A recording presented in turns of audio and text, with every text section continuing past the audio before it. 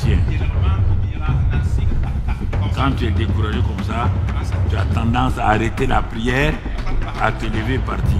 Non, je vais te dire, chaque fois que tu ne peux pas prier parce qu'il n'y a pas de sujet, c'est pas clair, ce que je vais te dire ce matin-là, il faut le faire.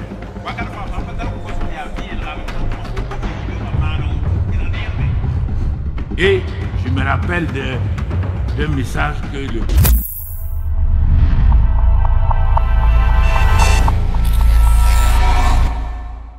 Nous ne sommes pas ici pour nous-mêmes. Nous sommes là parce que nous sommes des enfants, ton peuple, rachetés par le précieux sang de Jésus. Nous sommes là pour non seulement t'adorer, te louer et recevoir de toi ce dont tu veux que nous puissions appliquer dans nos vies sur cette terre. C'est pourquoi ce matin, nous serons à ton écoute pour recevoir révélation de ta parole, ta volonté et glorifier ton nom. C'est pourquoi, Père, d'avance, nous te disons merci pour ce que le Saint-Esprit va écrire dans nos cœurs. Comment il va témoigner de l'amour de Jésus et comment il va nous guider pour que nous puissions faire ta volonté sur cette terre-là et réjouir ton cœur de Père. Nous ne sommes pas à la recherche des intérêts personnels. Nous sommes là pour que le ciel soit réjoui et nous savons lorsque le cœur du Père est réjoui, nous ne pouvons manquer de rien. Apprends chacun d'entre nous à se soumettre à cet esprit d'humilité ce matin, que cela soit ici en présentiel, que cela soit sur des milliers de gens sur Impact TV et ensuite ceux qui suivent à travers les réseaux sociaux. Que toute la gloire revienne à toi, Père, au nom de Jésus. Amen. Amen. Alors, c'est bon, après donc cette partie sera gardée sur le truc, sur ce qui sera donné sur Impact TV et tout. Bon, nous allons saluer la présence de quelques frères et sœurs qui sont là. La sœur Haïté Sitou qui est venue de la France, de ICC. Elle est productrice de cinéma. Elle est venue pour le FESPACO. La sœur Haïté Sitou. Elle est là. Elle peut se lever. Nous allons l'accueillir. Voilà. Donc, elle est productrice de cinéma. Elle est de l'église de ICC France. Bienvenue parmi nous. Nous avons une délégation de 18 frères et sœurs de la cellule de Pabré de Eden TBI. Voilà. Donc, Eden TBI implante des églises dans la ville de Ouara et dans les environnants. Et de temps en temps, ces églises-là vont venir faire le culte ici pour que vous puissiez apprendre à les connaître. Et c'est Pabré qui est là aujourd'hui. Donc, bienvenue à vous. Que la grâce de Dieu soit sur vous et qu'il vous conduise au nom de Jésus. Amen. Voilà, bien-aimés frères et sœurs, nous sommes dans le mois de mars. Nous sommes dans le mois de mars et le thème de ce mois-là, nous devons le savoir, la nouvelle création vit par la foi et ne vit pas par autre chose. Nous avons pendant 2 mois parlé de la nouvelle création, les bénéfices de la nouvelle création sous plusieurs formes. Tout ce que nous avons dit sur l'œuvre accomplie de Christ. L'œuvre donc de la résurrection et la glorification. Tout ce que nous avons, Dieu nous a donné en Christ. Et c'est par la foi que nous prenons possession et que nous manifestons. Il n'y a pas un autre moyen. Donc, c'est pourquoi ce matin, en passant dans le mois de mars, ça va te permettre, même si tu vois toute chose qui est là, si tu n'utilises pas la foi que Dieu t'a déjà donnée, il n'y a pas de transfert. Parce que les gens pensent que la foi là dépend de Dieu. Quel que soit le transfert sanguin qu'on veut te faire à l'hôpital, quelle que soit la qualité du médecin et le sang disponible en quantité, qualité à l'hôpital, le patient doit se rendre à l'hôpital pour montrer au médecin qu'il a confiance en lui, se coucher et on va lui mettre du sang. Il ne peut pas téléphoner au médecin pour lui dire que j'ai confiance en vous, médecin. Tu es un très bon médecin. Mais je crois que je vais rester à la maison et en tout cas par la foi, je vais recevoir le sang. Le sang est disponible mais à l'hôpital. On a tout préparé pour un transfert. Il y a le lit, les infirmiers sont là, tout le monde est là. Mais la Bible dit que c'est par la foi que nous héritons. Par la foi, nous prenons possession donc de ce que Dieu a déjà fait. Donc par la grâce de Dieu, tout ce mois sera consacré à ce thème. Mais comme je vous l'ai dit mercredi, ceux qui étaient là, j'ai fait une transition mercredi par la parole.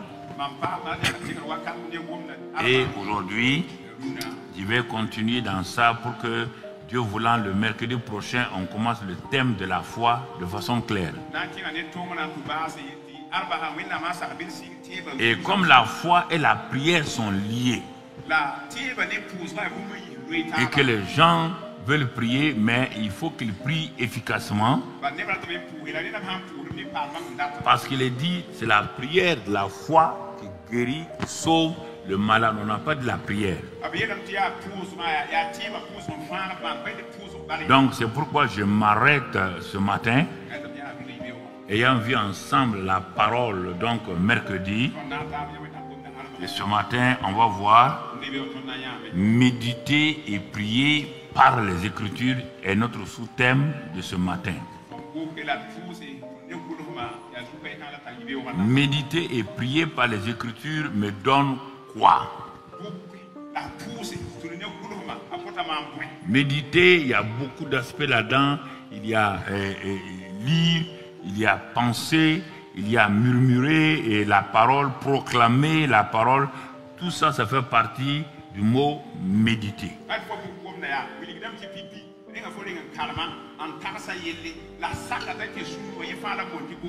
Mais méditer quoi? Ici, on dit méditer les Écritures et prier les Écritures. Pourquoi? Parce que Dieu nous dit, notre Père qui nous aime nous dit, dans Josué 1, verset 8, il dit ceci, que ce livre de la loi, ce livre-là, qui a conduit ton patron Moïse, ne s'éloigne point de ta bouche. Est-ce que vous entendez? Dieu est en train de parler au fils de Moïse. Le fils de Moïse, il admirait son père Moïse. Parce que la Bible dit qu'il n'y a pas paru en Israël un homme qui a fait tant de signes et de prodiges comme Moïse. Il a fini sa vie sur terre à 120 ans sans aucune forme de maladie. malgré ces quelques erreurs qu'il a faites. Et quand il parlait, Dieu était toujours avec lui. Parce que c'était un homme dont le cœur voulait plaire à Dieu. C'est cet homme-là dont Dieu dit que Moïse, mon serviteur, est mort. Mais quand Moïse est mort, mais Dieu n'est pas mort. Dieu dit à Josué, un jeune homme qui a décidé de se coller à Moïse. Un jeune homme qui a décidé de se consacrer à Dieu à travers donc le serviteur de Dieu Moïse. On le voit s'engager contre Amalek quand Moïse amenait le peuple de Dieu donc de l'Égypte vers Canaan. On le voit comme un évangéliste, mais dans le combat spirituel contre l'ennemi d'occupation, l'ennemi qui veut empêcher que le peuple rentre dans sa destinée.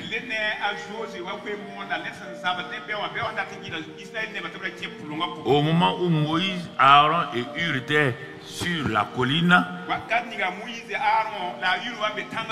Josué a décidé de rester dans la vallée avec l'armée. Une armée non professionnelle car c'était composé simplement par le peuple de Dieu. Josué a vu qu'à travers ce peuple-là consacré, il peut les transformer en soldats, en militaires. Il avait conscience que le peuple de Dieu était un peuple qui à tout moment peut faire ce que Dieu dit s'il veut le faire.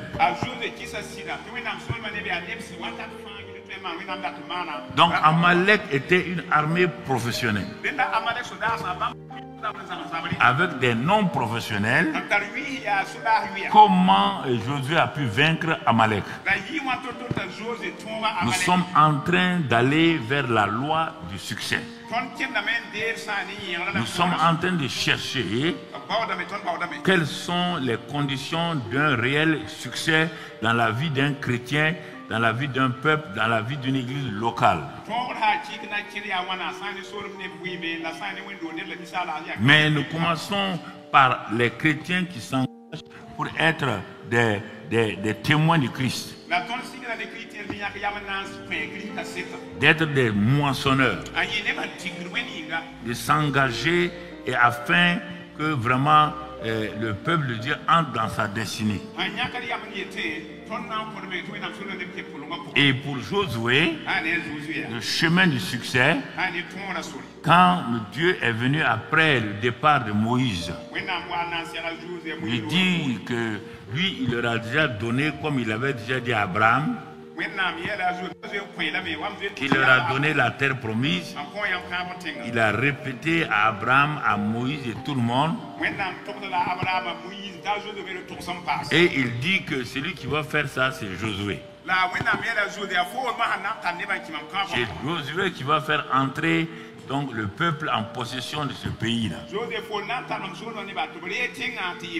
Mais il lui dit, parce que je vois tes pensées, tu es complexé, tu as le complexe et la culpabilité. Sûrement dans ton cœur, tu dis, qui suis-je pour mettre mes pieds dans l'empreinte des pieds du grand Moïse? Dieu lui montre que Moïse n'est pas grand. C'est lui le grand Dieu.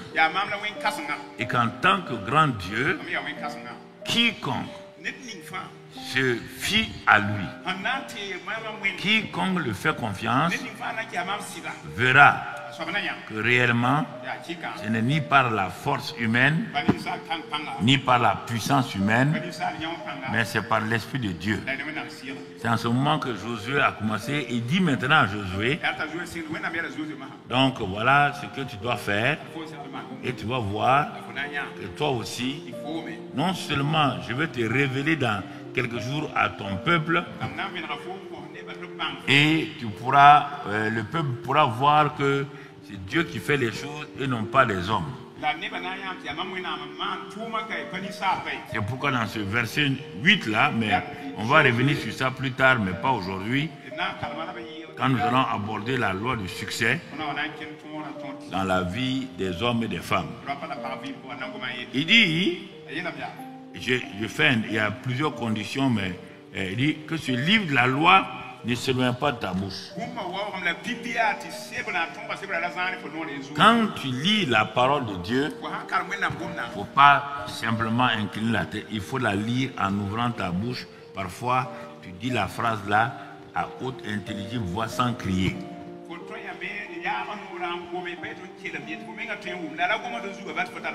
Donc, la bouche a une part dans ton succès. La bouche peut te faire réussir et te faire échouer. Le même Dieu qui parle ici parle dans le livre des Proverbes. Il dit la mort et la vie sont dans ta bouche. Et ça peut détruire ta vie. Il dit fais attention, ne laisse pas que ta bouche te détruise, te tue. Tuer, ce n'est pas physique seulement. Donc tu vois mon frère, la mort et la vie ne sont pas au pouvoir de Dieu ni de Satan. Il faut arrêter, ce n'est pas au pouvoir des sorciers ni des magiciens. La mort et la vie ne sont pas au pouvoir des hôtels de ton village ou de ta... Non, Dieu te dit la mort et la vie sont dans ta bouche, dans ta petite langue là. C'est ça qui tue et qui détruit ou qui fait réussir.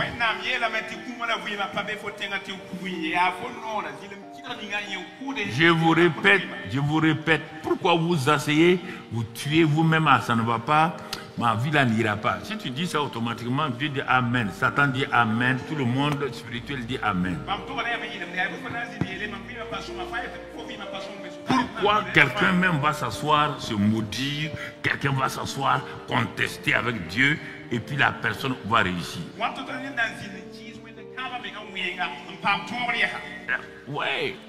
Des gens vont ici, des gens vont là. C'est pourquoi le mari de Naomi, comment il s'appelle encore? Et voilà. Voilà. Un homme bien avec une femme bien. Il a dit le pain manque à Bethléem, on va aller de l'autre côté. Cette parole qu'il a dite là, il ne savait pas qu'il venait de détruire toute sa famille. Parce que ses yeux ont vu, il manque du pain. Il a vu les circonstances. Il a vu l'environnement. Combien ces choses-là influencent le chrétien? Comment ces choses-là peuvent vous influencer? Si vous êtes chrétien, votre destinée entre les mains de Dieu. David dit, mes destinées sont dans ta main. Il n'a pas dit, lui va prier. Comment tu peux, Dieu qui a fini avec toi avant que tu ne viennes sur la terre, toi tu vas aller prier. La seule prière, c'est de dire à Dieu, de te révéler ce qu'il a prévu pour toi.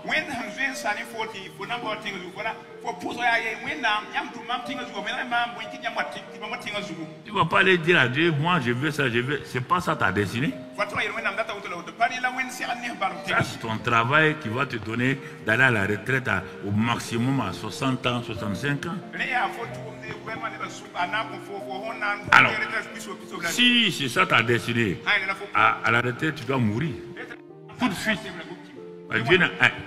Puisque tu as fait ta destinée avec une entreprise ou bien avec le gouvernement, tu as fini avec eux.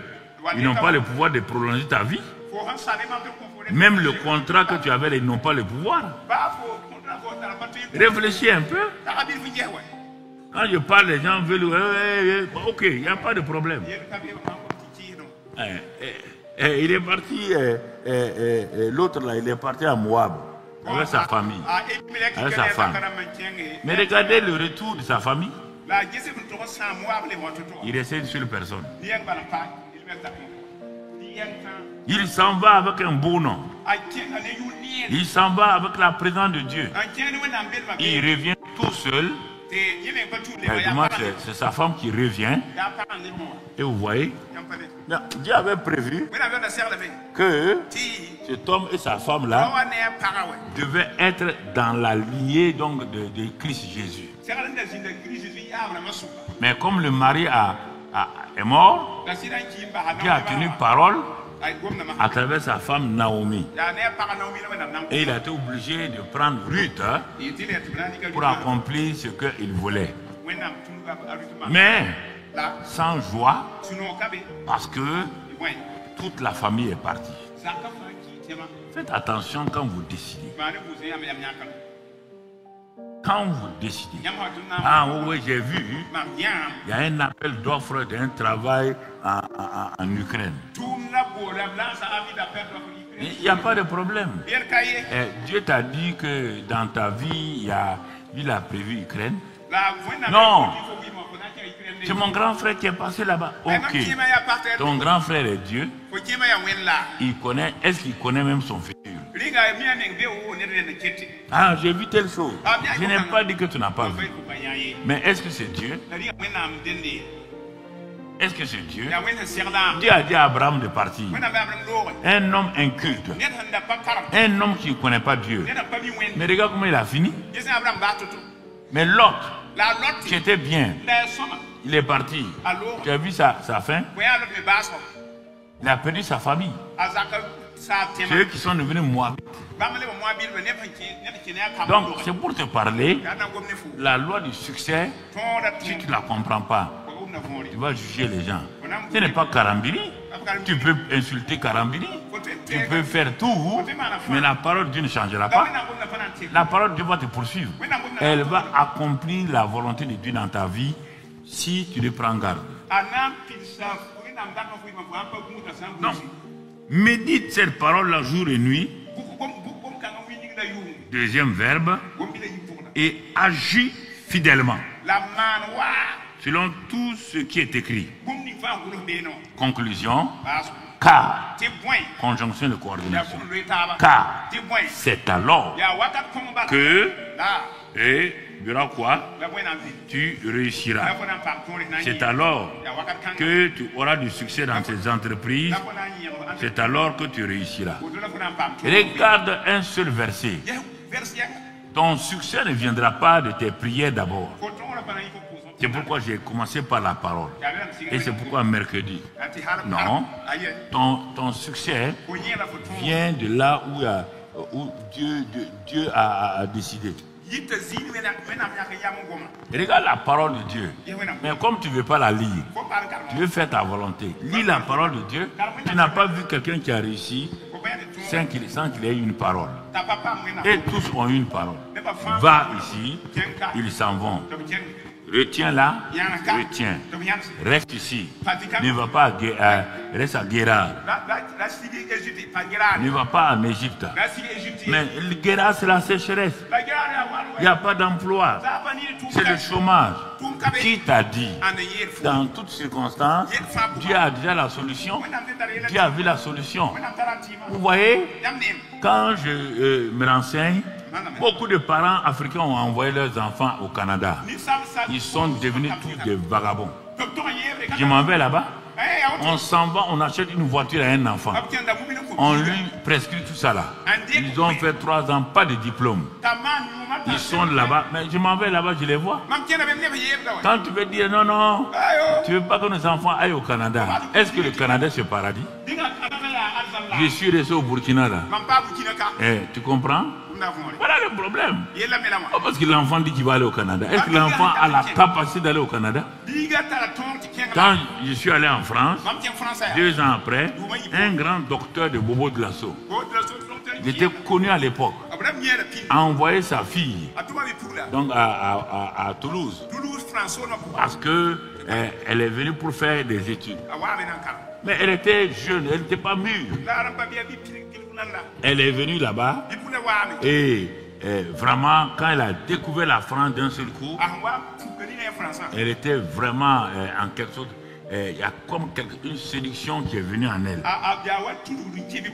À 6 mois, nous avons été obligés d'une manière directe indirect pour que son papa là soit prévenu. Son papa étant un riche de la ville de Bobo, il est venu à Toulouse. Il a fait des enquêtes. C'était terrible. Non seulement la fille ne va pas à l'école, elle couche avec les étudiants partout. Sa vie était complètement détruite. Papa, tu as l'argent, mais tu as envoyé ta fille pour être détruite. Ça sert à quoi? Quelle est votre décision aujourd'hui? C'est ce Josué-là qui a appris à se soumettre à Moïse, qui a découvert donc les premières lois du succès. Quand il a découvert ça, donc Dieu lui dit maintenant, voici ça, à partir des Écritures. Médite la parole de Dieu jour et nuit pour agir fidèlement selon tout ce qui est écrit. C'est ce qui est écrit là qu'on te dit d'agir. Dieu dit la même chose aux Juifs dans Jean 5,39. Là-bas, il utilise un autre mot. Il dit, vous sondez les Écritures. Vous êtes en train de creuser les Écritures. Vous cherchez quoi dans les Écritures? Vous sondez les Écritures. Parce que vous pensez avoir en elles la vie éternelle. Ce sont elles qui sont de moi et vous ne voulez pas venir à moi pour être sauvé. La loi du succès à Josué, fais ça, tu auras ça. Les religieux, les gens qui pensent qu'ils vont à l'église, sont en train de sonder. Tout le temps, ils sont dans la Bible. Ils sondent, ils sondent, ils sondent. Ils ne sondent pas pour avoir la vie éternelle, pour avoir le succès. Ils sondent parce qu'ils veulent contredire le pasteur. Ils sondent parce qu'ils veulent contredire les autres. Ils sondent parce qu'ils pensent que eux, parce qu'ils sont intellectuels, ils vont trouver un moyen, des compromis pour avoir le succès. Mon frère, ma soeur, avant que tu viennes sur la terre, il y a plus de 2000 ans, Dieu avait fixé les lois du succès. Tu ne peux pas changer. Tu n'as qu'à aller là où tu veux. Tu reviendras ici, comme les gens de mon village. Et ils nous disaient, quand on partait en France, on venait. Les gens du village de Tougan nous disaient,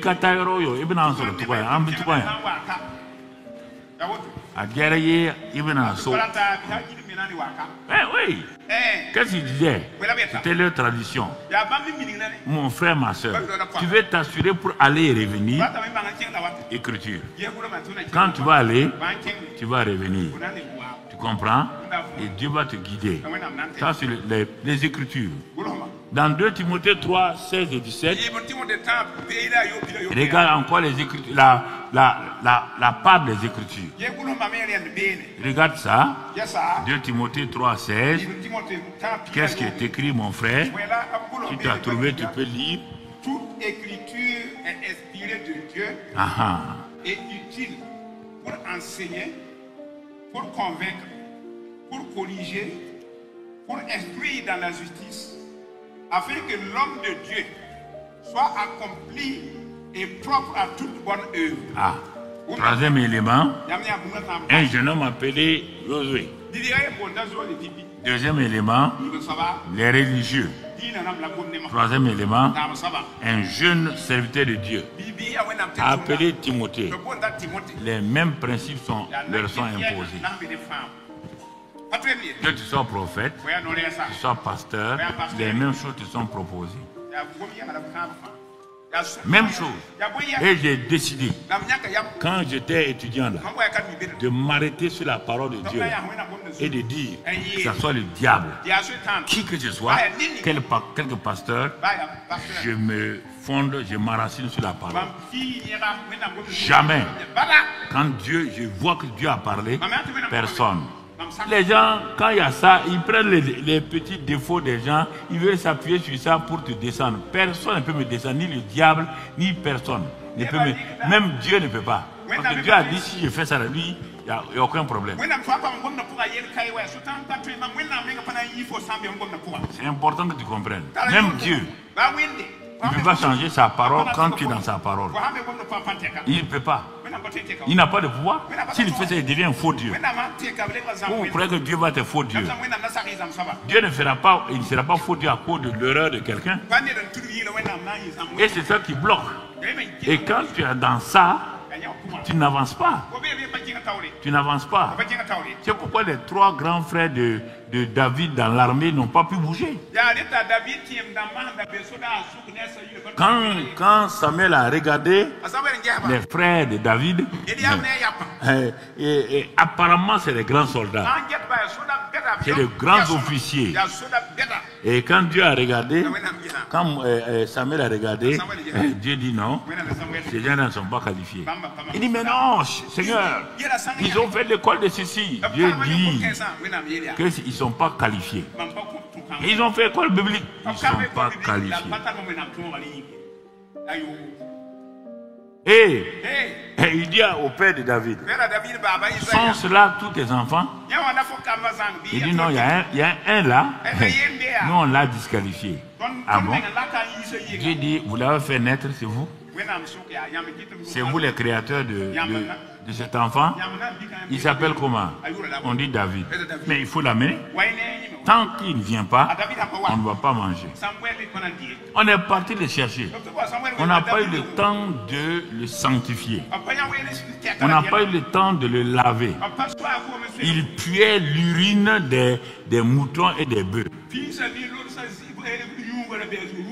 Il est venu avec ses habits-là, sans le laver, sans le sanctifier. Dieu dit au prophète là, allez, il faut le moindre. On a oint David parmi ses frères avec des habits sales. Mais regarde sa vie. Regarde sa vie. Il a fait tellement d'erreurs. Mais c'est normal. Il n'avait pas appris beaucoup de choses. Il n'a pas été. Il a dit que je suis né dans le péché. La maman de David là va chercher pour voir. Tu ne verras pas ça comme ça. David dit je suis né dans le péché. Mais ça ne fait rien. Il est né dans le péché. Mais il n'est pas péché. Le problème c'est ça. Ah, lui il a fait ça. Lui il a fait ça. Et après, ça va te donner quoi? Et toi-même, tu n'avances pas plus que lui. Toi tu te compares à quelqu'un, tu n'avances pas plus que lui. Non, arrête de te comparer. Ça ne te sert à rien. Je ne vais pas me comparer à quelqu'un. Je veux aller utiliser ce qu'il a. Il est administrateur des services financiers. Il connaît donc tous les marchés, comment on fait toutes ces choses-là. Mais si je veux faire un truc comme ça, je lui demande, Pasteur Zemba, viens t'asseoir ici. Tu es dans ça là. Je vais faire ça là. Il va m'aider. Mais je ne suis pas comme lui. Je le critique. Et quand j'ai besoin de lui, je suis dérangé. C'est difficile maintenant d'aller le voir. Parce qu'il a entendu que je l'ai critiqué. Il a su que je l'ai critiqué. Maintenant, il veut faire quoi? C'est ça qui bloque beaucoup de gens. Alors que si tu es debout, faisant ta prière, tu ne pardonnes pas ou tu ne demandes pas pardon, Dieu ne t'exauce pas. Beaucoup de chrétiens se promènent parce qu'ils ne veulent pas obéir à Dieu. Et ils pensent qu'ils sont grands. Mais n'oublie pas que tu vas mourir. Hein? Chacun de nous va mourir. N'oublie pas que le jour de ta mort, on n'a qu'à dire ce qu'on veut. Est-ce que tu verras Dieu? Non. Donc c'est important. Donc vous voyez là, les Écritures. Alors la loi du succès, on me dit ici de méditer, de prier les Écritures. Alors, à cause de ça, il me dit, si tu veux le faire, va dans le lieu secret. Chaque homme doit avoir son lieu secret. Et le lieu secret, ce n'est pas une maison obligatoirement. Tu peux être à l'hôpital, à l'aéroport, assis dans la salle d'attente, avec des centaines de passagers. La chaise où tu es assise là, tu transformes ça en lieu secret. Parce que les gens sont en train de se promener. Ils sont en train de parler au hasard. Mais assois-toi dans ton fauteuil là. Mets ton sac sur tes pieds et penche, ferme tes yeux, mets ta tête sur le dossier de la chaise. Personne, mais tu fais comme tu dors et tu médites la parole de Dieu. Tu peux sortir ta Bible, lire un peu. Tu peux mettre ta main à ta bouche, tu commences à chanter des petits chœurs. Regarde dans la salle là, certains crient, d'autres chantent, d'autres font ceci. Chacun fait ce qu'il veut et tu transformes ce salon là, cette salle d'attente là, en lieu secret. J'ai voyagé beaucoup. Et moi l'attente c'est 5 heures, 6 heures. Mais tu vas faire quoi? 6 heures, si tu ne sais pas contrôler, tu vas gâcher toute ta vie pendant les 6 heures. Parce que tu vas perdre la joie. Parce que tu vas vouloir parler avec des gens. Ah, mais cette compagnie-là même. Quelle compagnie ça? C'est compagnie bidon. Toi, tu veux entrer dans un avion bidon. Rentre là-dedans. Rentre dans un avion bidon. Là où tu veux rentrer, là, tu insultes ça. Tu insultes le pilote. C'est que tu n'es pas intelligent. Tu n'es pas intelligent. C'est comme ça que les gens font. Vous savez, hein, on convoque quelqu'un. Bon, pour venir, on dit il y a un poste à pourvoir. On dit que tous qui veulent n'ont qu'à venir le lendemain à 6 heures. Les gens viennent à 6 heures. Ils attendent. Parce qu'on doit commencer à 7h30. 7h30, il n'y a personne. Tu vois, tout de suite, ils sont agités. Ah voilà. Il y a un qui va parler. Oh, ils sont tous... Non. On connaît nos gens. Ah non. On vous a dit. Le pays là, ça ne va pas. Hein? Si le pays ne va pas, tu n'auras pas le poste là. Parce qu'un pays qui ne va pas vous donner un poste à quelqu'un, c'est ça qui bloque votre manière de parler. Il parle jusqu'à 9h. Et puis il y a un qui croit qu'il est courageux. Il pousse le secrétariat. Il y a la secrétaire. Il y a quoi là? On est là depuis 6 heures. On vous a dit tout. Voilà. On a dit que c'est révolution. Il n'y a pas de révolution ici. La secrétaire lui dit, oh, monsieur, calmez-vous. Le responsable de l'équipe, voilà, c'est ça. Voilà. Il devait être avec 5 personnes. Quand il venait, il était en moto. Il a fait un accident. Sa vie est entre la mort et la vie. Maintenant, tu baisses la tête. Voilà, tu viens de pécher contre un innocent. Et tu crois que Dieu est content. Non, tu ne connais pas? Le chrétien prie en langue. Le chrétien ne juge pas. Sa prière va te bloquer. Donc, vous voyez, vous parlez trop vite. Trop vite. Et vous condamnez. Vous condamnez. Et c'est ça le problème. Bah, ça vous regarde parce que tu te condamnes, tu ne peux pas condamner l'autre. Même le refus de pardonner là. Dieu dit quand tu refuses de pardonner, même celui qui t'a fait du mal là, il a plus l'aise que toi. Le feu est chez toi. Le feu n'est pas celui qui t'a fait du mal. Le feu ira chez lui quand tu vas lui pardonner. Quand tu lui pardonnes, Dieu transfère le feu chez lui. Il dit dans la Bible. C'est moi qu'on a fait du mal et c'est moi qui l'ai fait. Oui. C'est le principe de Dieu comme ça. Tu veux que le feu se transfère, pardonne. C'est pourquoi regarde, c'est pourquoi vous avez du feu. Moi, quelqu'un ne m'a pas fait quelque chose. Quand je le rencontre, je l'appelle, je ris, je le bénis. Il a fait une faute, elle a fait une faute. Mais je le bénis. Et je suis à l'aise. Je ne suis pas mal à l'aise avec quelqu'un, sauf que les gens viennent vers moi. Je ne suis pas mal à l'aise avec quelqu'un. Parce que pour moi-même, ce n'est pas pour lui. Dieu dit que je ne pardonne pas. Lui ne me pardonne pas. Je ne suis pas exaucé. Et mon cœur là devient comme une prison dans laquelle j'ai enfermé quelqu'un. Et la personne, comme dans cette prison-là, il n'y a pas de WC. Il n'y a rien. Alors quand il fait ses déchets, c'est dans ma vie. C'est pourquoi les ulcères commencent. C'est pourquoi toutes sortes de maladies commencent. Parce qu'il est en moi et il fait tous ses déchets. Vous êtes trop fier, vous ne voulez pas pardonner. Ok, il n'y a pas de problème. Mais tu auras les ulcères là. Tu ne peux pas empêcher ça. Tu auras toutes sortes de maladies qui peuvent te transformer en maladie terrible. Tout ça, c'est se préparer dans les lieux luttes et secrets.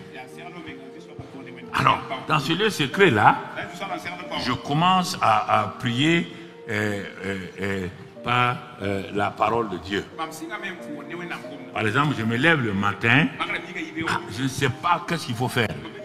Je ne sais pas comment prier. Il y a des jours comme ça, tu te lèves. Moi, je me lève comme ça, je ne sais pas comment prier. Tout le monde. C'est pourquoi quand tu lis les psaumes de David là, tu vas trouver à des moments de ah Seigneur, que dois-je faire? Tout le monde se pose question. On ne se lève pas parce qu'on est pasteur et puis on a des... Non. J'ai mes problèmes personnels. Et ces problèmes personnels là m'empêchent de parler à Dieu. Il faut que je mette de l'ordre là-dedans. Alors en ce moment, je cherche à savoir quelle forme de prière je vais prier. Puisqu'il y a plusieurs formes de prière, même je vous ai déjà donné 7, il n'y a pas 2, mais 1 mois et demi, 7. Quelle est la forme de prière que je vais prier maintenant dans ma situation en me réveillant le matin? Si je ne sais pas, je dis quoi? Alléluia. Gloire à Dieu. Alléluia. Gloire à Dieu. Gloire à Dieu. Ça, c'est pas prière. C'est pas prier. Tu n'es pas en train de prier. On ne sait pas ce que tu es en train de faire. Tu crois que le grand Dieu là-bas t'écouter, toi? Gloire à Dieu, alléluia. Il va t'écouter. Même moi, je ne t'écouterai pas. Je ne sais pas ce que tu dis. Donc, vous voyez? Donc, l'un des moyens les plus sûrs et certains, apprendre à prier par les Écritures. Il n'y a pas une écriture dans la Bible qu'on ne peut pas prier. Quand il vous parle que de prière là, vous croyez que tu comptes la prière. Toi, tu ne t'es même pas né. Moi, je priais déjà. Tout ce qui est là, ce n'est pas la prière qu'on peut avoir. Pourquoi les disciples ont demandé à Jésus, apprends-nous, enseigne-nous à prier. Comme Jean-Baptiste a prié. Il priait. Il priait. Mais la prière n'était pas exaucée. Vous oubliez ça? C'est pourquoi ils ont demandé le meilleur moyen pour avoir sa prière exaucée. Quand quelque chose ne marche pas, tu peux voir les gens. Quand ta moto est en panne, tu vois le mécanicien. Quand il y a telle chose, on te dit dans le domaine chrétien, quand ça ne va pas dans ta vie, on te dit demande et tu recevras. Non. Ceci, c'est ok. Continue mon ami. C'est ta faute, hein? Ça ne fait pas du mal à quelqu'un. Ça ne fait pas du mal au pasteur. Non. Hey, on te dit de faire ça. Tu as essayé. Ça ne marche pas. Il faut aller voir la personne. Tu m'as dit de faire comme ça. Mais j'ai fait, ça ne marche pas. Pourquoi ça ne marche pas? S'il est honnête, il va dire, mais vous laissez qu'on vous balance tout le temps. Quand ça ne va pas, vous partez voir un pasteur dit d'aller jeûner 3 jours. Est-ce que le jeûne est la solution pour que tu corrompes Dieu, pour que Dieu t'exauce? Où tu as vu ça? Ça là, ça m'énerve. Quand j'arrive là, je dis à Dieu, ça m'énerve. Tu es sur le mauvais chemin. Tu es sur le mauvais chemin? Tu es sur le mauvais chemin? On dit à Josué. Tu entends? On n'a pas lu les autres. On est allé voir 3 fois Dieu dit à Josué. Hein? Fortifie-toi et prends courage. 3 fois. Dans ce texte-là. On ne va pas les lire. Laisse. Quand on va voir les lois de succès, on va arriver là. 3 fois, il dit, fortifie-toi et prends courage. Une seule fois, il dit, médite. La parole là, la foi. La foi là, c'est une seule fois. Mais cette foi-là peut être bloquée par la peur, les inquiétudes. C'est pourquoi il dit, fortifie-toi et prends courage. C'est ça qui bloque les gens. Quand on va détailler la loi du succès, tu vas te voir qui sont ces choses-là qui te bloquent et qui t'empêchent d'aller de l'avant. Alors, donc, ce matin-là, j'ai noté, on va faire une application. Parce qu'on ne peut pas faire un cours sans application. Ça ne sert à rien de faire un cours sans application. À l'école primaire, quand le maître nous parlait du tisserand, un jour il vient, il dit sortons. On s'aligne, il nous amène dans l'atelier du tisserand. On s'en va entourer le tisserand et le tisserand nous expliquait comment il tissait. Comme tu ne connais même pas tisserand, ce n'est pas la peine d'en parler. Quand il parlait de forgeron, il nous amène dans la forge pour nous expliquer. Donc, il nous amenait dans la pratique pour que notre enseignement ne soit pas théorique. Et c'est pourquoi quand j'arrive à ces parties pratiques-là, il faut faire beaucoup attention. Parce que ce sont ces choses qui m'ont appris. Il y a plein de gens qui ont des théories qui vont m'insulter, Karampalga, mais ils ont quoi? Rien. Ils n'ont absolument rien. Ils ont commencé leur église. Vous savez où l'église fonctionne. Il faut être pratique. Tu n'as jamais vu quelqu'un était à l'école d'infirmier sans aller en stage pratique. Aucun chirurgien n'a été formé sans un stage pratique. S'il n'y a pas de pratique, comment tu vas faire? Mon frère, ma soeur, si on me montre un chirurgien, on me dit, ah, il est allé jusqu'en 7e, 8e année. Il a fait ceci ou cela, mais il n'a jamais fait de pratique. Sois sûr, même s'il veut m'opérer cadeau, je n'irai pas.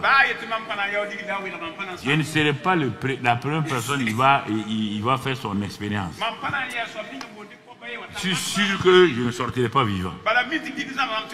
C'est la même chose. C'est la même chose. Pourquoi tu vas là où tu sais que ce pasteur-là n'a jamais fait une cure d'âme, n'a jamais enseigné les choses pratiques? Tu sais quoi c'est lui? Ah, tu veux qu'on te prophétise les choses. Tu aimes qu'on te flatte, que ça ira, sachant que ça n'ira pas. Tu ne peux pas aller chez le menuisier pour apprendre l'électricité. Non. Un menuisier ne viendrait pas te dire voici comment on met l'électricité dans une maison. Il n'a pas la capacité. Non, il faut apprendre des choses claires, des choses simples. Ce que je te dis là, il n'y a rien de compliqué. Je suis passé par là. Des gens sont passés par là et ils ont vu le succès. Mais tu veux te compliquer.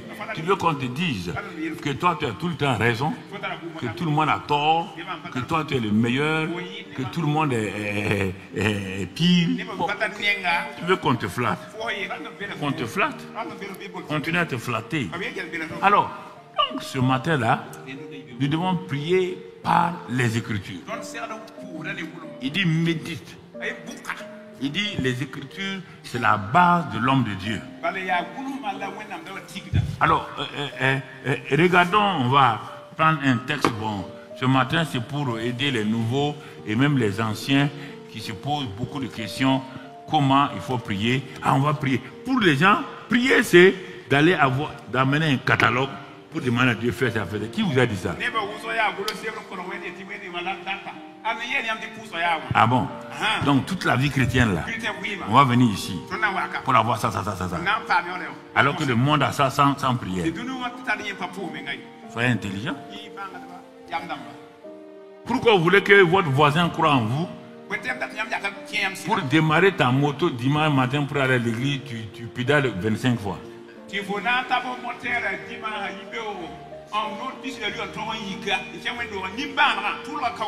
Lui, il sort sa voiture, il fait vroom, vroom, il est parti.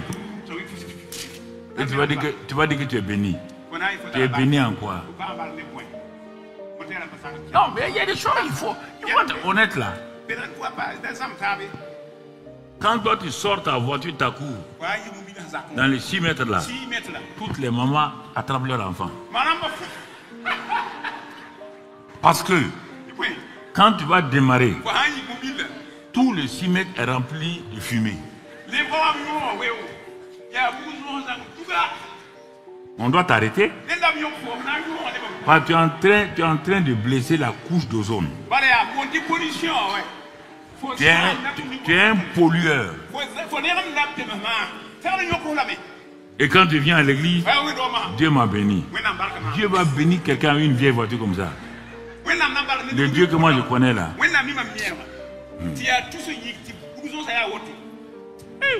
J'ai dit au pasteur en ville là, ah ouais, il y a des églises qui prêchent prospérité, tout le temps prospérité. Quand ils prêchent ça, souvent c'est le centre qui critique d'une manière. Vous m'avez vu prêcher prospérité, je parle de la prospérité, mais vous m'avez vu non. Bon, j'ai dit à Dieu, comme on est ensemble là, il n'y a pas de... 3 mois, il est devant ma porte. Pasteur, on veut faire ça. On veut faire ça. On veut faire une extension. Et il donne au pasteur Éloi une facture. 1 500 000, 2 500 000. Il est, comme la prospérité n'est pas bien là-haut, on doit faire quoi maintenant? Pasteur, bon, tu sais, les gens sont comme ça. Hein. Sinon, tu es un bon pasteur.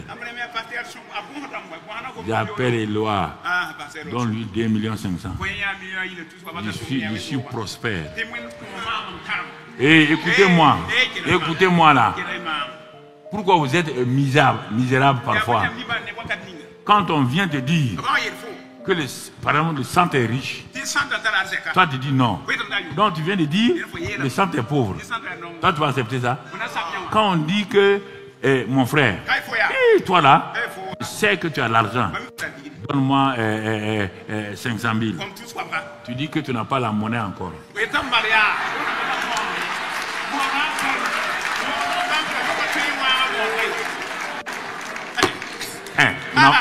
Tu n'as pas menti. L'argent est là, mais il n'y a pas de monnaie. Et quand tu dis ça, l'argent dit tu as raison. Je vais venir en coupure de 5 000, 5 000. Ah non, non. Tu sais bien qu'on n'a pas l'argent. Ah, tu n'as pas l'argent. Ton papa a l'argent, toi tu n'as pas l'argent. Ok. Pourquoi vous avez cette mentalité de pauvreté? Pourquoi? Vous êtes avec moi. Vous ne me regardez pas? Tu ne me regardes pas? La chemise que j'ai portée hier, c'est ça que je porte aujourd'hui.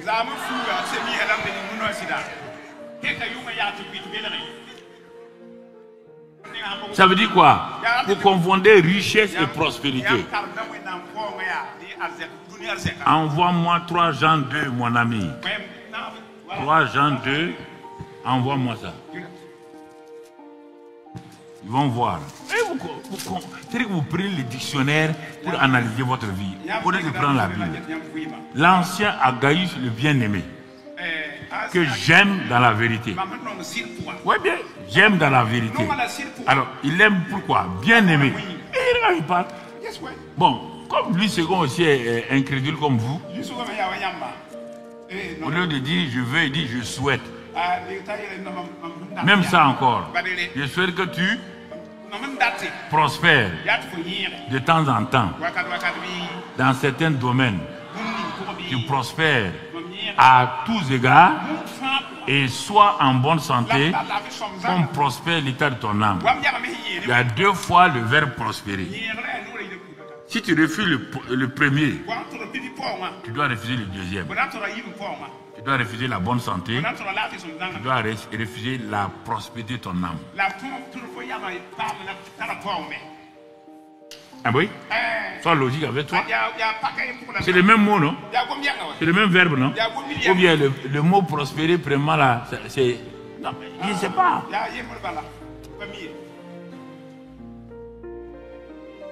On s'enrichit avec le travail de ce monde-là, on s'enrichit avec le commerce, mais on ne prospère pas avec le commerce. C'est deux mots différents.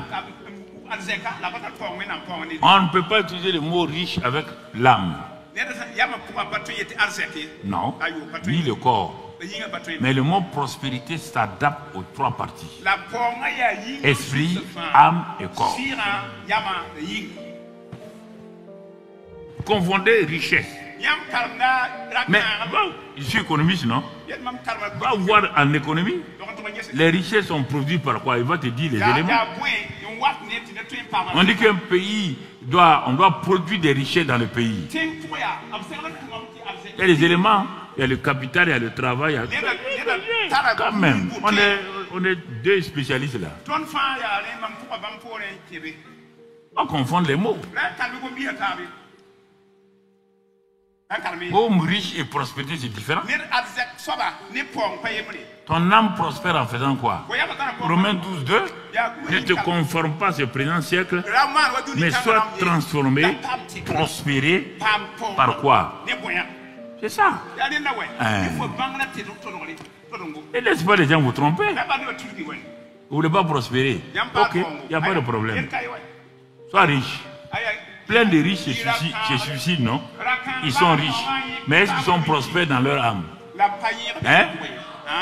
En 1929, quand il y a eu la crise de 1929, les gens se jetaient par des fenêtres à New York. Tu entends? Tu es déjà parti à New York. Va dans Harlem. Va dans ces choses-là. Je suis allé. Quand il partait, le président Sankara m'a dit que nous avons notre siège de la révolution, il faut aller là-bas. Je suis allé, j'ai failli être canardé, les drogués, les pistolets, la tirent en plein jour. Quand j'ai vu, j'ai dit, président, il dit non, c'est là-bas qu'on a. Tu as vu l'ambassade pour les Judéos? Oui. Ambassade là, ta tête la fille. Tu comprends? C'est un bon endroit. J'ai vu les noirs là assis. La drogue la sort, la drogue la sort. Quand j'ai fini, les Américains m'ont dit, tu vas faire ministère de moi. Même si vous me donnez 10 milliards. J'ai dit que moi je viens du pays des hommes internes. Je ne reste pas ici. Il n'est pas dit de ne pas aller à New York. Hein? Mais tu n'es pas allé à New York, tu es venu nous trouver, non? Tu es venu nous trouver en Amérique. Bah. Je n'ai pas dit de ne pas aller là-bas, mais tu es parti là-bas. Je n'ai pas dit de ne pas aller là-bas, mais tu es parti là-bas, tu nous as amené quoi? Cartonnerie. Non, il faut défier. Dieu m'a mis au Burkina là. Je suis content. Je suis si content. Je suis au Burkina. Je n'ai pas dit de ne pas partir. Hein. Si tu veux aller, viens, je vais te payer le billet. Sinon, comment les gens vont prendre les pirogues? Et vous allez mourir. Tu amènes ta femme, tes enfants, et tu sais que sur l'eau là, de la Méditerranée là, tu vas périr et des multitudes s'en vont. Ils fuient les pays ici là. Pourquoi? Quelle est la raison? Ils fuient pour aller en Europe. Je vous pose la question. Dites-moi, vous voulez aller faire quoi là-bas? Non. Dites-moi. Si tu n'es pas dans un endroit où il y a le signal de Radio Burkina, tu n'entendras jamais Radio Burkina. Pourtant, Radio Burkina sont en train de mettre. Les Burkinabés sont en train d'entendre la voix de leurs téléspectateurs, pas comment on appelle, les journalistes et tout. Mais toi, tu n'entends pas. Parce que tu es au mauvais endroit. Si tu es hors de la volonté de Dieu, tu n'as qu'à être à Tokyo. Tu n'entendras jamais Dieu. Et tu vas souffrir là-bas. Il vaut mieux revenir à la maison.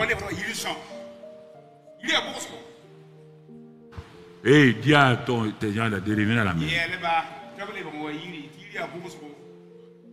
À quoi ça te sert qu'on amène un jour, on dit qu'il est mort à Tokyo. Il est mort à Tokyo, il est mort. Tout ça, il faut savoir prier.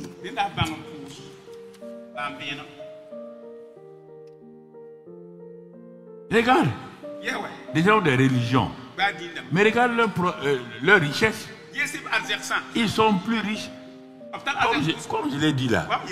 Parce que les gens ne connaissent pas leur destinée. Puis tu sors, tu vas voir quelqu'un en train de pousser charrette. C'est l'un des plus riches du Burkina. Mais il n'est jamais rentré dans sa destinée. C'est pourquoi il est charretier. Il n'est pas charretier parce qu'il n'est pas là à l'école. Parce qu'il n'est jamais entré dans sa destinée. Je vous ai dit que mon ami en Inde là, voilà, quand je suis allé, ils ont fait un monument, je me promenais dans la grande cour. Et quand je me promenais pour prier, un jour ils m'ont dit, tu vois le monument là? J'ai dit oui, c'est quoi? Il dit c'était notre gardien. Il était tellement fidèle. Et comme je prêchais, j'enseignais, Dinakara c'était un banquier, hein? Un grand banquier, il est décédé maintenant. Il parlait. C'était un gardien. Et il avait un bâton sur lequel il s'appuyait la nuit pour faire le tour de toute la cour. Et il priait ce que je disais. Il priait pour dire d'être un bon gardien, un fidèle gardien dans ce qu'on lui a confié. Il ne volait pas. Et quand les choses se gâtaient, il met à sa place. Il dit un jour, il est arrivé dans cet endroit-là. Il a mis son bâton comme Jacob et puis il a baissé la tête. Il dit Seigneur, merci pour mes patrons, pour le pasteur, pour sa famille. Merci de ce que tu m'as donné. Il priait, il bénissait la famille, le ministère et tout. Il dit Seigneur, merci de ce que je suis gardien et que j'arrive à nourrir ma famille avec le peu que je gagne. Merci pour tout. Je te rends grâce. Bon, il était là dans le silence. Puis à un moment donné, il voit qu'il est entouré par une présence surnaturelle. Il ouvre les yeux, il fait comme ça, il voit le ciel est ouvert. Le ciel qui est ouvert là, la voix de Dieu descend. Tu as été fidèle à ton pasteur. Tu as gardé. Tu n'as pas volé. Tu n'as pas gâté son nom. Tu as été fidèle en tout. Maintenant, regarde, ta destinée vient. Ta destinée vient. Et la présence de Dieu l'a envahi. Il s'est mis à genoux, il a pleuré, il a rendu grâce à Dieu. Et il a laissé le matin, il est parti voir son Dinakaran. Et il a dit, pasteur, je vous dis expliquer quelque chose. À cause de ton onction, de ta prière là, ce que j'ai reçu, à cause de ton onction, de ta prière, voilà ce que j'ai reçu. Quand il a raconté, Dinakaran a prié pour lui. Il dit, Dieu, ce que tu as prévu pour cet homme-là, il faut le faire. Et quand il a prié, Dinakaran a dit, bon, il faut aller. Sûrement Dieu a quelque chose pour toi. Mais comme tu es membre de l'église, ils ont continué à cheminer. Quand je suis arrivé, là-bas, il m'a dit, on a laissé ça comme un symbole pour que les générations savent la fidélité, l'humilité. Voilà ce que ça donne. Et il dit maintenant, Dinakaran dit, pasteur, regarde, ça là, ça, C'est lui. Regarde, en ville là, il est devenu l'un des plus prospères de l'Inde. Le gardien, Dieu l'a élevé. Parce qu'il a décidé de suivre les voies de Dieu. C'est important que vous compreniez ça. Ce n'est pas la prière. C'est la fidélité. C'est l'humilité. C'est la transparence dans votre vie qui fait cela. Mon frère, ma soeur, ce sont des choses importantes que tu dois comprendre. Il te dit tout cela, ce sont les lois, ça fait partie des lois du succès. Ça fait partie des lois du succès. Et ça va t'aider pour aller de l'avant.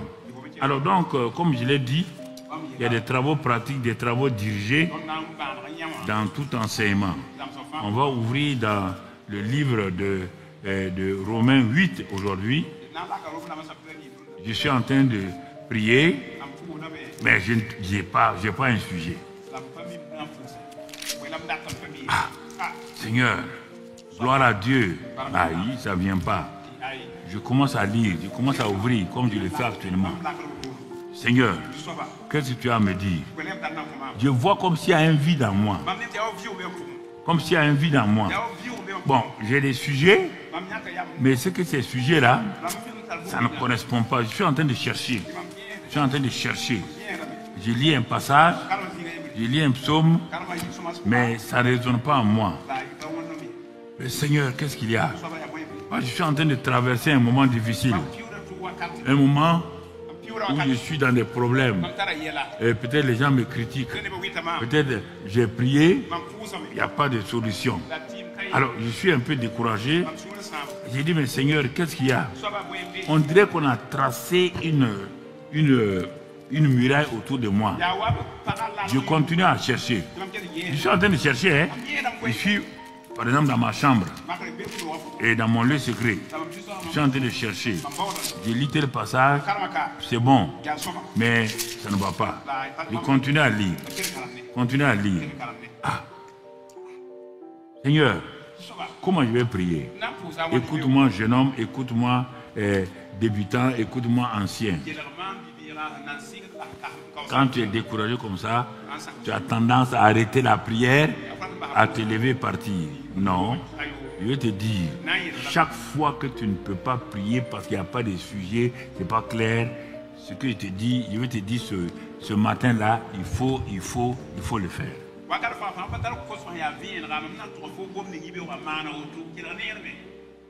Et je me rappelle d'un message que le pasteur a prêché dans l'église.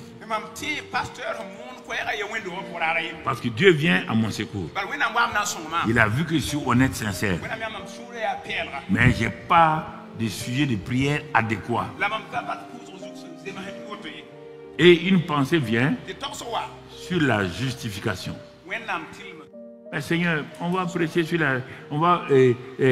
prier sur la justification pour faire quoi? On est justifié et tout. Dieu dit, je ne dis pas non. Mais est-ce que tu as compris qu'est-ce que la justification?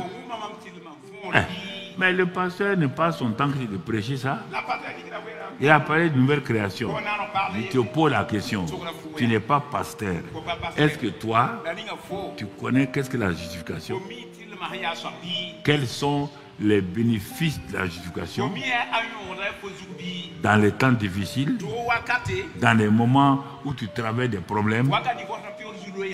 Ah, en vérité, je ne connais pas. Bon. Donc aujourd'hui, c'est comme la pensée s'impose à toi.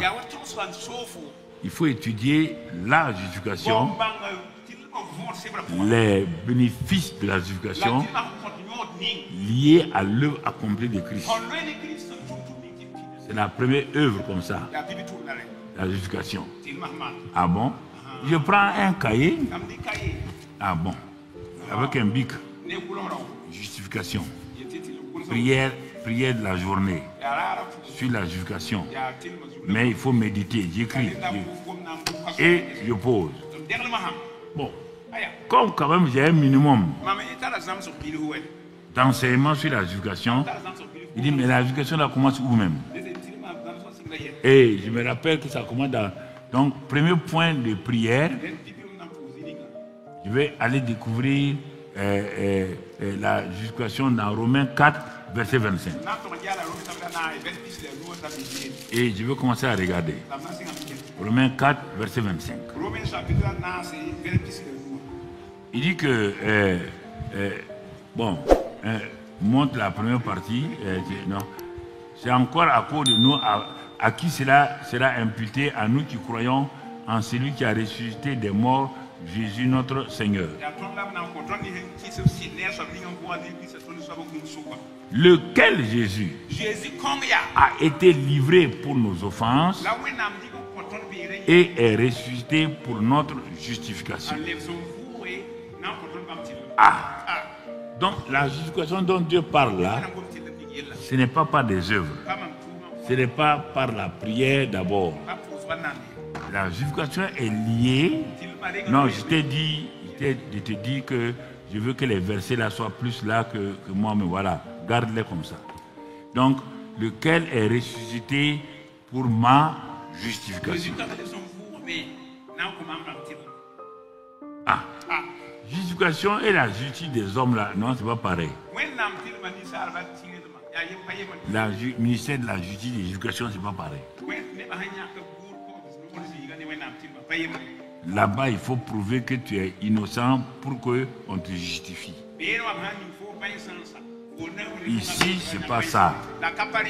Ici, c'est la mort et la résurrection de Christ sans que tu n'aies rien fait qui te justifie. Moi qui étais découragé parce que Satan me culpabilisait. C'est parce que tu n'as pas fait ça hier. Tu n'as pas dit ça hier. C'est pourquoi... Non, je découvre que mes offenses ont été enlevées et que pour ma justification, c'est la résurrection. Donc ça fait partie de l'œuvre accomplie, de l'œuvre achevée et de l'œuvre glorifiée. Donc ma justification n'est pas liée parce que j'ai fait de grandes choses. Non. Crucifixion de Christ, notre union et justification par le fait que Christ soit ressuscité. Alors, il y a une expérience qui rentre en moi. Moi qui étais découragé là, qui pensais que j'ai fait des choses hier, avant-hier. C'est ce qui fait que j'ai perdu la paix. Dieu me dit, oui, c'est sûr que tu as perdu la paix. Mais je te dis que ta justification n'est pas liée à ce que tu as fait. Seigneur. Donc, il y a une ouverture en moi. Et il me dit, non, lis la suite. Lis la suite. Je lis, tout de suite, je tombe sur le verset 1 de Romains 5. Mais, étant justifié, il m'a dit, je suis justifié. Et il me dit, il me prouve ici, il faut bien m'écouter, hein, je suis en train de faire la prière par les Écritures. Étant donc justifié par la foi. Je suis justifié.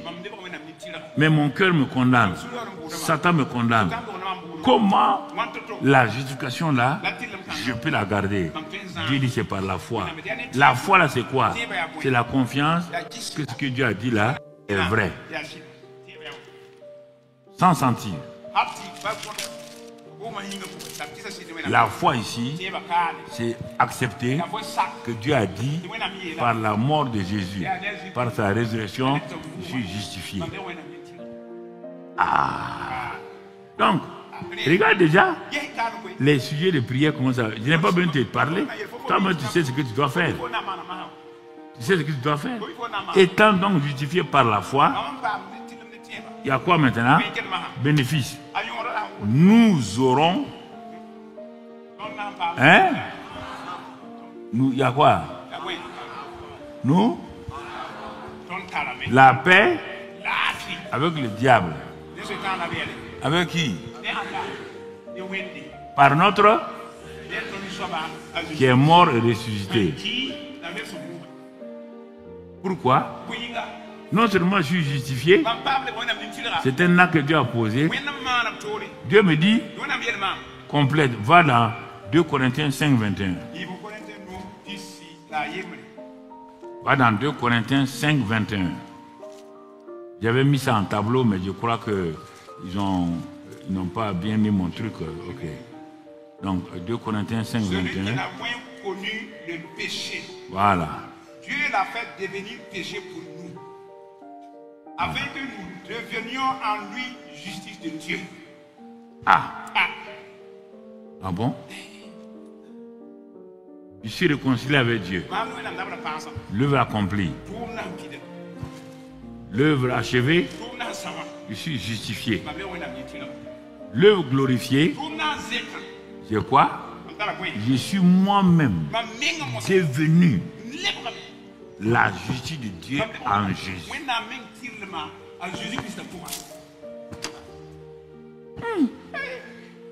Bon, ça semble être trop pour moi.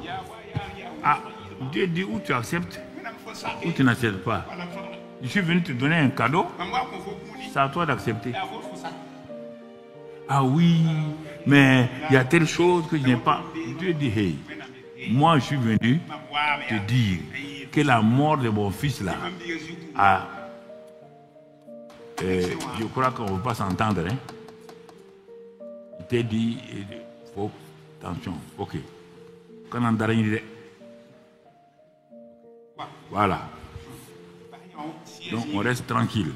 Je te donner un tableau depuis hier nuit. Donc moi je travaille tard la nuit pour te donner ça. Et toi tu veux me conduire ailleurs. Donc on y va. Donc mon frère, par ta mort, je suis réconcilié. C'est pas suffisant. Par ta résurrection, sans que je n'ai rien fait, je suis justifié. Ah, ça commence à aller. Il dit c'est pas fini. Étant justifié, maintenant, et ta nature, toi-même, tu es devenu justice de Dieu en Christ, et Christ est devenu péché. Le cycle est fini sur la justification. Ah, c'est possible? Il dit, mais je t'ai dit que Christ est devenu péché, pas pécheur. Toi, tu es devenu justice. C'est deux natures.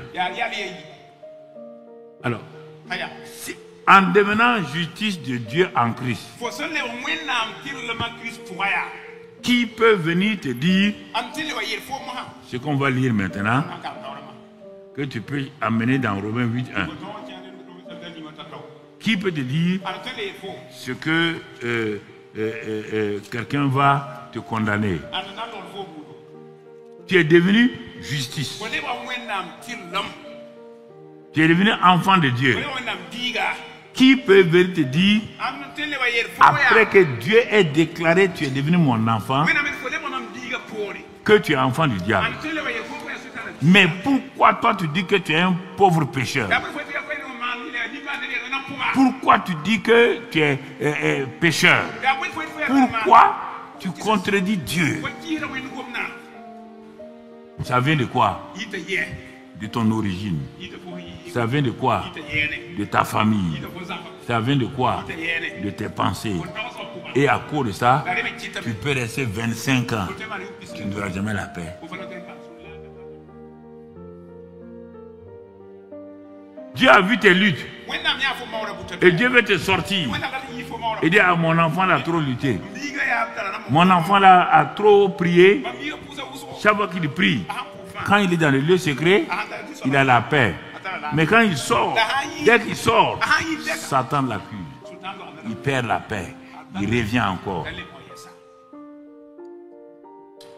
Seigneur, tu as dit que tu m'as purifié. Le sang m'a purifié. Quand il est dans la présence de Dieu, il croit ça. Donc, quand il sort, dans l'atmosphère du prince de l'air, dans l'atmosphère du quartier, puisque le monde extérieur remplit la présence du prince de l'air. Et regarde, quand les gens conduisent, ils quittent là. Descends la chose là. Regarde un homme gondolé comme ça. Toute la rue est remplie de paroles comme ça. C'est que Jésus appelle le prince de l'air. Alors, mon ami, si tu ne crois pas, tu n'as pas confiance, il dit par la foi, nous sommes justifiés. En ce moment-là, tu t'arrêtes là, tu as lu ça, et quand tu as lu ça, Dieu te dit, mon enfant, regarde le 4e passage, Romains 5, 5. Regarde le dernier passage. Regarde le passage. Romains 5, 5. Voilà. L'espérance ne trompe point. Parce que l'amour de Dieu est répandu dans nos cœurs par le Saint-Esprit qui nous a été donné. Ah. Je suis la justice de Dieu. J'ai été justifié, réconcilié. C'est pas fini. Dieu amène son sceau. Le sceau là, c'est l'amour de Dieu par le Saint-Esprit. L'amour de Dieu a été répandu dans mon cœur par le Saint-Esprit qui nous a été donné.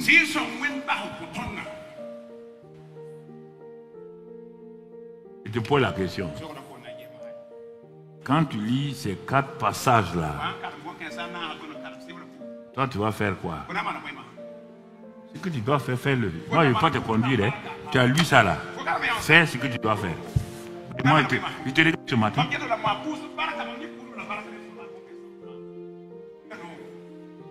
ne faut pas dire. Laisse-les.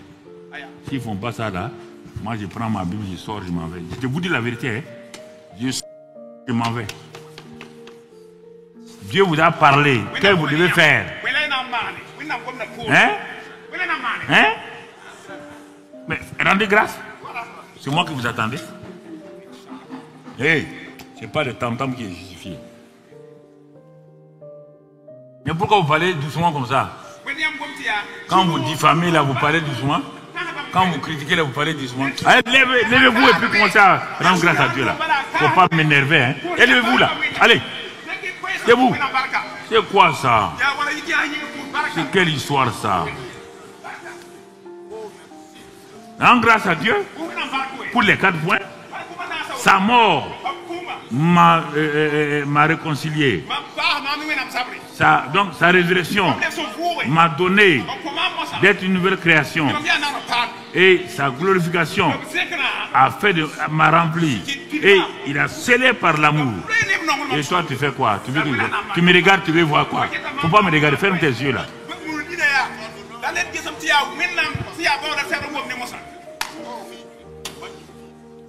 Vous voyez? C'est de la honte. C'est pas la peine quoi. Allez, parlez. Sinon, je ferme ma Bible là. Hein. Je fais un scandale ici, je m'en vais. Vous laissez. Allez, ouvrez votre bouche et parlez. Il y en a quoi? Dieu vous donne des enfants, il vous donne la nourriture, il vous donne des positions. On dit il a fait ça pour vous. Il a fait de vous justice. Il a répandu l'amour. Et vous arrêtez bogo comme ça. Allez, élevez ta voix.